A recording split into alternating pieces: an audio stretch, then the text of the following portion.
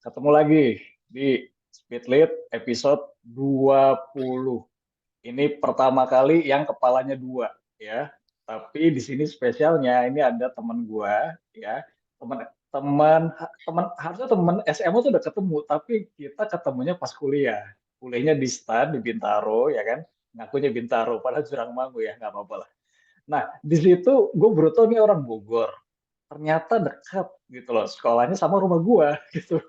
Dan kita sambut lo aja deh ya. Gue biasa manggilnya DP ya, walaupun namanya Dimas ya. Halo, Pe. Halo, Rit. Gimana? Ngomong-ngomong, rumah kita juga satu angkot loh, Rit. Satu jurusan angkot. Nah, iya, iya, iya, iya, gue tahu. Ya, emang daerah situ juga saudara ya. Iya, iya. Iya. Aduh, kenapa kita nggak tahu ya pas SMA itu ya. Apa namanya? Padahal gue ada beberapa teman juga tuh di Semanli ya. Semanli Bogor nih. Gue Semansa Bogor, guys. Gitu ya. Nah, gue mau ngasih tahu ke lu semua. Ini DP masih di kantor, ya kan? Nah, ini kantornya tapi di eh, NTT apa ya? Atau di NTB? Di Lombok, Nusa Tenggara Barat. NTB berarti ya di Lombok, Nusa Tenggara Barat. Oke, nah, Pe, eh gua mau spill dikit nih ke semuanya sebelum lu intro ya. Gua mau bilang nih orang suka film. Waktu kuliahnya tuh masuk ke apa unit kegiatan mahasiswa bikin film ya, Pe ya. Apa tuh namanya? Gue lupa, Pe. Sin. Sin, Sin. oke. Sin, oke Tulisannya ya. Nah, tulisannya secene. Biasanya kami Sin. sin baca sin, bukan skin gitu. Oh iya iya iya, karena suka salah ya, mohon maaf lidah Suka lidah salah. orang Indonesia kan dia. Nah, Iya. gue nggak tahu kenapa nih guys, gue ini suka random ya gitu. Jadi gue suka mengkaitkan si DP ini sosoknya itu kayak Joko Anwar dari pemikirannya, dari liar-liarnya, nggak tahu gitu. Gue coba suka ini aja, suka relate aja. Nah, nggak tahu bener apa enggak mirip Joko Anwar. Nanti lu dengar sendiri aja dari cara cara ceritanya dan yang lainnya. Dan kita confirm dia mau nggak disamain sama Joko Anwar ya. Oke, langsung aja. Gue kasih 1 menit nih buat DP. Siap ya, intro ya. Kenalin dong ke viewers gue nih. Oke. Oke, ya wes ya. 1 menit intro buat lu, Pe. Baik, selamat pagi, siang, sore, malam bagi teman-teman semua. Perkenalkan, nama saya Yuwono Dimas Prasmiwardana, dan teman-teman saya biasa manggil saya Dimas, kecuali Farid dan beberapa teman kuliah saya yang manggil saya itu DP gitu ya. Itu singkatan dari nama tengah dan nama belakang saya. Dan saat ini saya bekerja sebagai auditor internal pemerintah di Badan Pengawasan Keuangan dan Pembangunan Perwakilan Provinsi Nusa Tenggara Barat. Dan alhamdulillah saya bekerja sesuai dengan passion saya, yaitu sebagai problem solver. Karena paradigma auditor modern saat ini adalah bukan lagi sebagai pencari-cari kesalahan ya, tapi lebih sebagai mitra organisasi dalam hal problem solving. Dan problem solver itu sendiri adalah salah satu dari sifat dasar terpenting dalam kepemimpinan bagi saya, dan itu yang akan kita bahas pada sesi Speedlit kali ini. Begitu, Rit. Terima kasih. Lu, wah gila emang. Kayaknya udah ngeset banget nih ya punchline-nya ya. Bisa dipotong gitu ya. Keren, keren, keren, keren, keren. Tapi gue suka, gue suka. Gini, gini guys, gue mau ngasih tau ya sebelum apa namanya kita lanjut ke 2 menitnya dia buat cerita leadership. Gue mau jujur, kayaknya nih dari sekian guest speaker gue, ini baru satu yang bisa motongnya pas dan kita nungguin nih, ya kan, di cerita leadershipnya. Dan gue salut banget gitu ya. Dan gue akuin ini si DP ini guys, kalau waktu kuliah sih maksud gue biasa aja kayak mahasiswa biasa gitu ya, gak Di kelihatan bawah misalnya masa mungkin. gak maksud gue rapi banget enggak gitu loh. Jadi memang seperti seperti mahasiswa biasa. Gue juga dulu gitu. Menjelang kita bareng lagi apa ya di non profit buat belajar bareng ya kan. Ini orang kelihatan well structured menurut gue guys, menurut gue gitu ya. Aktif, terus udah gitu juga jadi bantuin jadi mentor, jadi facilitator, dan barusan aja dari cara ngomongnya dan lain itu rapi, gue akuin rapi gitu ya. Nah gue penasaran nih cerita leadership-nya, nanti gue tanya lebih panjang lagi di bagian 2 menit gue. Siap ya? Begitu lu lihat 2 menit, dan gue bilang speed lead ala DP, artinya lu mulai cerita. Oke? Baik. Oke, siap ya. Speed lead ala DP. Oke, jadi beberapa dari kita mungkin punya pertanyaan. Kapan sih pemimpin itu harus ada di depan, muncul sebagai teladan dan memberikan arahan gitu? Apakah harus setiap hari? Jawabannya adalah tidak bagi saya. Situasi yang paling membutuhkan figur seorang pemimpin untuk berada di depan adalah ketika terjadi sebuah krisis dalam organisasi di mana proses bisnis itu tidak berjalan sebagaimana mestinya dan kinerja manajerial juga dirasa tidak maksimal gitu. Maka seorang pemimpin itu harus tampil di depan untuk melakukan breakthrough dan mengambil inisiatif dalam hal perbaikan sesuai dengan visi organisasi. Ketika sistem sudah mulai diperbaiki dan seluruh anggota tim itu memiliki visi yang sama, itu seorang pemimpin posisinya sedikit mundur ke tengah, berada di tengah-tengah timnya, sehingga apabila timnya menemukan kesulitan atau hambatan, mereka nanti bisa datang dengan ide, dengan gagasan yang ini lagi-lagi arahnya itu perbaikan ya, demi mencapai tujuan bersama gitu. Dan akhirnya ketika proses perbaikan nanti sudah berjalan dan hasilnya itu sudah mulai terlihat, udah mulai terbentuk budaya kerja yang baru, yang lebih baik dari sebelumnya, ini nanti pemimpin posisinya mundur lagi, jadi di paling belakang gitu. Untuk apa? Untuk memberikan support kepada timnya, terus juga melakukan pengawasan serta memberikan evaluasi rutin demi perbaikan yang berkesinambungan gitu. Jadi nanti ketika organisasi tersebut diberikan penghargaan, seorang pemimpin ini nantinya tuh akan berkata, oh ini tuh bukan hasil kerja saya, namun hasil kerja dari tim saya. Saya di sini hanya membantu menginspirasi, mengarahkan, dan mensupport saja. Begitu kira-kira Rit, dari saya, Rit. Ampun. Aduh, gua speechless nih dengarnya. Gini, kenapa gua speechless? Gua mau ngasih tahu. Jadi gini, Pe, yang lu ceritain sebenarnya kan konsep kepemimpinan Ki Hajar Dewantara yang 3 titik, ya kan? Memimpin di depan dengan teladan, menyemangati di tengah, ya, terus mendorong dari belakang. Tuturi Handayani, itu baju SD yang lu pakai dulu kan, Tuturi Handayani itu kan. Yes.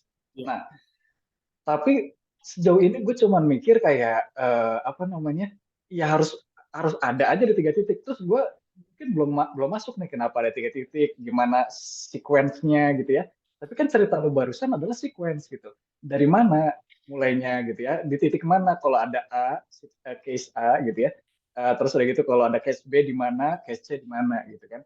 Dan terakhirnya tuh menurut gue manis banget. Karena gue sering dengar kalau misalnya leader itu kalau ada masalah di depan, tapi kalau ada penghargaan atau reward gitu paling belakang. Bahkan sama-sama sama anggotanya gue cuma tahu itu doang. Tapi begitu lo kaitin sama sequence yang tadi lo ceritain di awal, cakep sih. Oke, 2 menit gue ya. 2 menit gue nih. Gue pengen tanya Pe sama lo.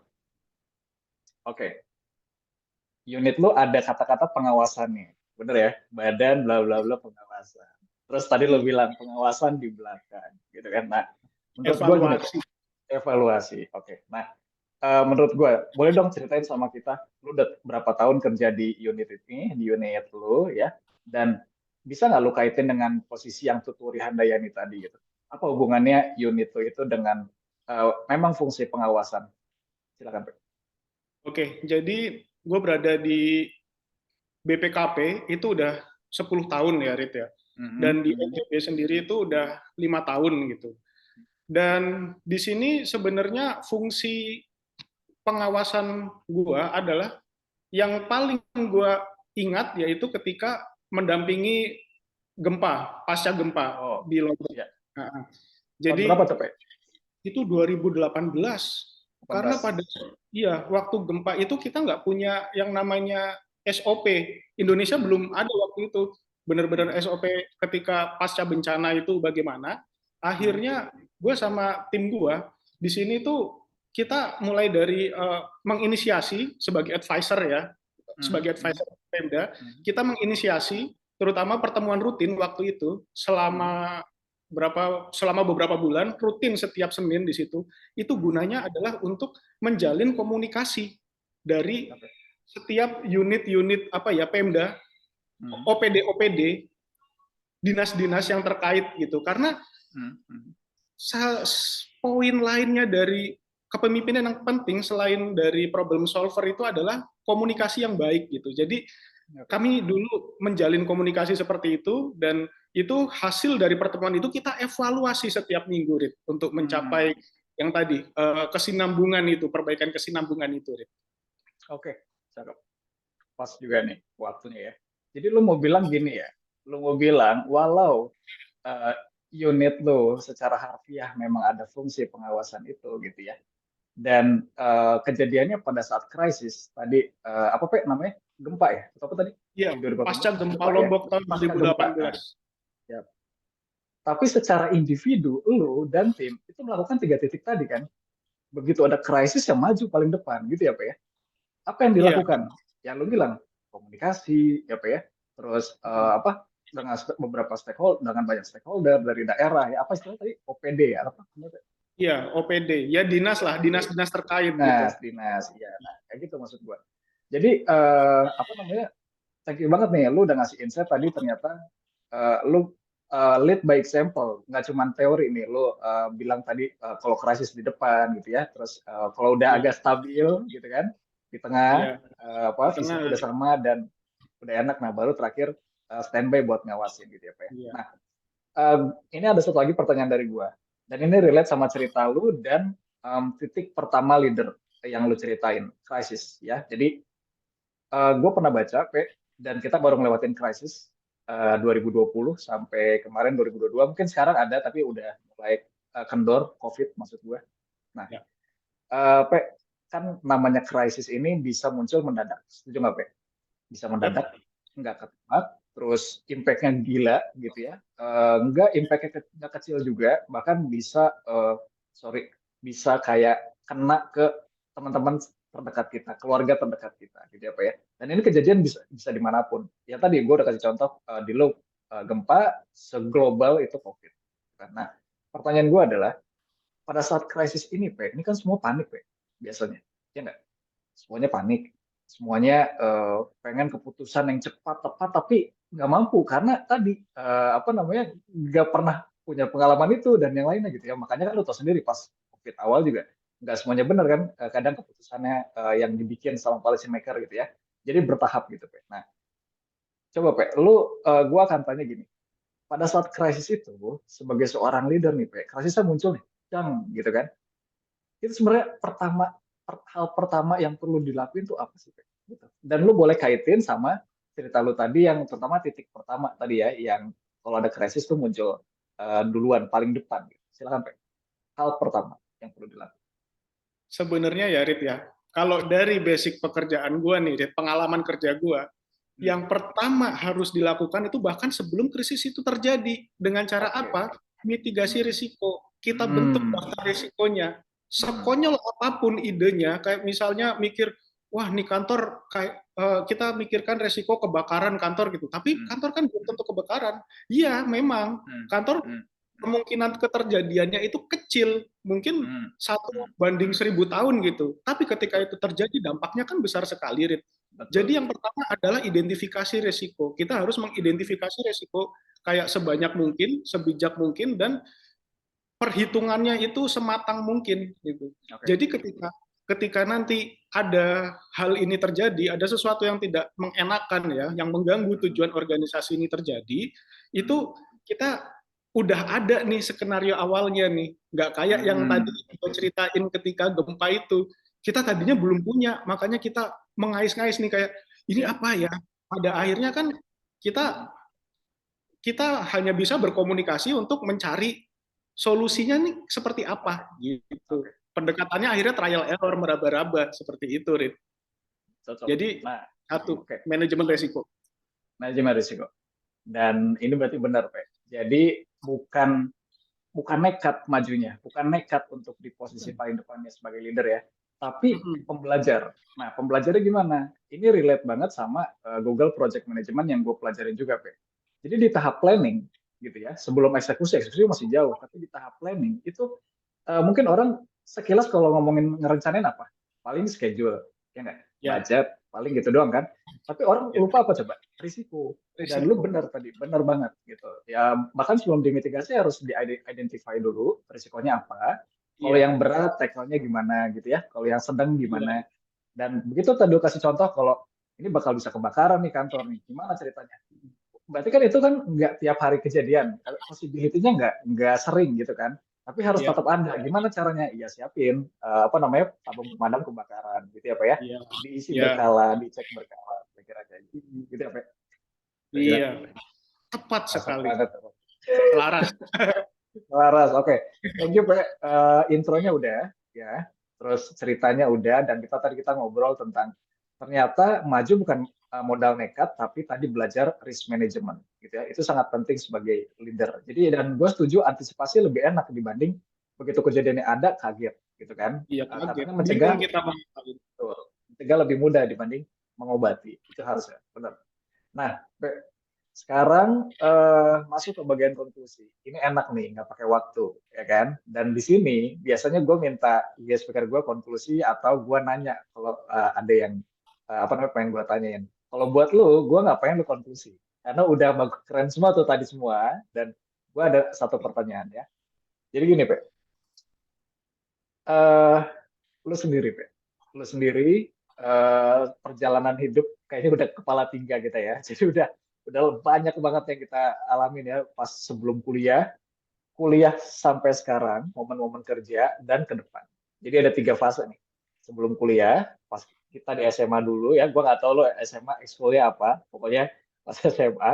Terus pas kita ketemu di stan itu ya kan, dan sampai sekarang dan setelah kita ngobrol ini ke depan, ya kan. Dan gue udah tahu mimpi lo ke depan apa yang pengen lo capai, sebagian gue udah tahu. Nah, pertanyaan gue gini, dari tiga titik ini, ya minimal dari dua ini deh yang udah dilewatin itu. Menurut lo pribadi, eh, transformasi terbesar apa yang lo lakuin sebagai leader, sebagai seorang leader? Misal, dulu boro-boro mimpin, Rit, gue misalnya bangun aja susah, misalnya gitu.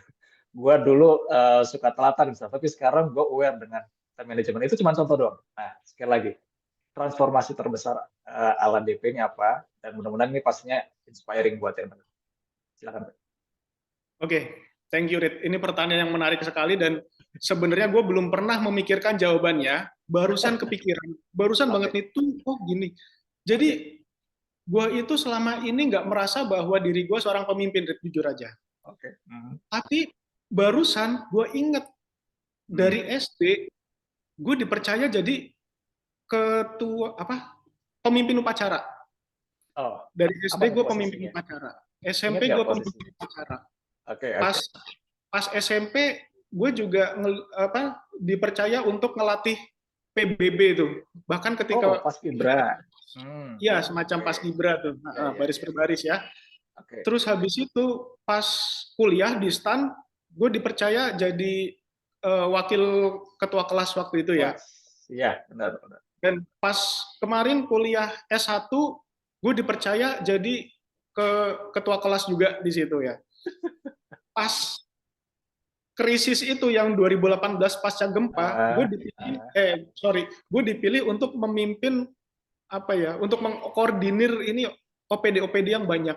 oke, Jadi oke. gue ngerasa bahwa oh orang tuh melihat ada gue nih Potensi. bisa gitu, gue nih bisa Hmm, gitu, meskipun gue nggak betul. ngerasa gitu ya. Hmm, Tapi hmm. transformasi yang terbesar yang gue rasakan justru adalah kemampuan komunikasi gue, Rit. Kemampuan Karena komunikasi. iya, karena gue terbiasa untuk menghadapi orang, berbagai jenis orang, menghadapi krisis. Gue juga pernah menenangkan masyarakat. Waktu itu masyarakat hampir ngedemo tuh. Ya pasti. Dua kali masyarakat hampir ngedemo. Yang pertama ngedemo kepala desa yang korupsi, yang pada saat itu gue lagi investigasi. Oke, Yang kedua ngedemo karena pada saat gempa itu oke. material itu apa ya terlambat datang, mereka jadi nggak bisa bangun Oh, rumah. waduh. Itu Iya, iya. kantor desa udah digerebek, Rit. Dan gue entah Iya, iya, iya. dapat wahyu dari mana, gue berhasil alhamdulillah ya menenangkan mereka gitu. Jadi Oke, berperan. kalau ditanya transformasi sebagai pemimpin yang terbesar adalah komunikasi. Makanya itu bagi gue dua prinsip utama sebagai kepemimpinan yang baik itu yang pertama adalah problem solver, yang kedua adalah komunikasi. Nggak cuma komunikasi, tapi diplomasi. Karena kalau kita cuma Hmm, ngomong komunikasi, hewan pun bisa berkomunikasi, Rit. iya, iya. Tapi nggak semua orang itu mampu berdiplomasi. Jadi menurut gue Oke, itu versi gue. cakep. Ini dapat banget 2 poin ya, berarti ya tadi ya. problem solver, sama satu lagi berkomunikasi. Tapi ini bukan komunikasi biasa, kalau bisa diplomasi gitu ya Pak ya. Karena tadi ujungnya adalah komunikasi itu bisa solving masalah, bukan sekadar ngobrol gitu kan. Makanya istilahnya diplomasi yang lebih tepat, gue setuju. Gitu kan. Makanya ada istilah peacemaker ya, kalau di Kemenlu dan UN biasanya gitu. Cakep ya. Jangan-jangan lo mau ganti jurusan nih dari akuntansi jadi hubungan internasional ya mungkin. Mungkin kan siapa yang tahu ya kan. Fun, fun S2-nya. fact-nya adalah gue itu 2 kali ngelamar HI UI dan Tuh HI kan. UGM karena Luar biasa. cita-cita gue pas kecil tuh kalau ditanya gue pengen cita-citanya Hmm. apa gitu. Jadi diplomat, Rit, jadi sekjen PBB. Gini. Oke, gini. Gue kasih tahu. Lo kan, oke guys, gue buka ini sebagai penutup juga sekalian. Dan mungkin sebelum kita bubar, gue mau ngasih tahu. DP ini lagi persiapan buat dapetin beasiswa dan dia pengennya ke AUSI. Siapa ya? Nah, gue nggak tahu sistem master di AUSI gimana. Tapi kalau memang beneran nanti ada elective yang free, yang bisa lo pilih gitu ya. Bisa nyambung atau enggak sama major lo ya. Coba nanti kejar yang namanya diplomatic communication misalnya atau misalnya ya sejenis itulah gitu ya international relationship atau apa suka ada aja gitu. Contoh senior kita Kang Brahma ya dari STAN juga dia Iya. jurusannya apa tapi di Adelaide itu dia bisa ngambil entrepreneurship. Jadi kelas bikin startup ya kan. Wah itu kan keren itu kan bisa support yang dia pengen. Nah, mudah-mudahan gue doain lo bisa ngambil elective. Nyampe dulu baru ngambil elective ya. Gitu ya Pak ya. Amin, amin. Oke, Siap. siap. Pe. Sekali lagi makasih, gue pengennya dipanjangin, tapi gue udah janji sama viewers gue agak padat ya. Jadwalnya makanya pakai waktu-waktu tadi.